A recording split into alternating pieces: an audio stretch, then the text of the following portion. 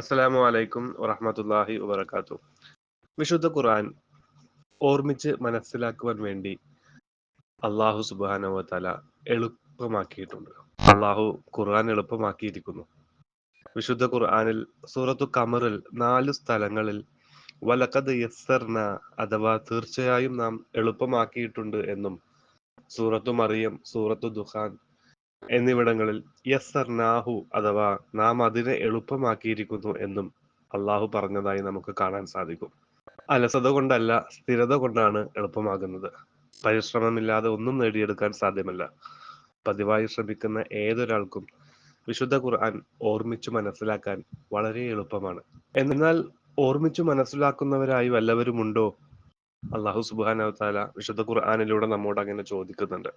സൂറത്തു ഖമറിൽ 4 സ്ഥലങ്ങളിലും ആയത്ത് അവസാനിക്കുന്നത് ഈ ചോദ്യം ആവർത്തിച്ച് ചോദിച്ചുകൊണ്ടാണ് എന്ന് നമുക്ക് കാണാൻ സാധിക്കും. അള്ളാഹു നമ്മളെ ഓരോരുത്തരെയും വ്യക്തിപരമായി മുന്നോട്ട് വിളിക്കുകയാണ്. അത് എളുപ്പമാക്കിയിട്ടുണ്ടെങ്കിൽ ഹിഫ്ള് വൈകിപ്പിക്കുന്നതിനോ അല്ലെങ്കിൽ ഖുർആനുമായി ബന്ധമെങ്കിലും വൈകിപ്പിക്കുന്നതിനോ നമുക്ക് ഒരു ഒഴിവുകഴിവുമില്ല.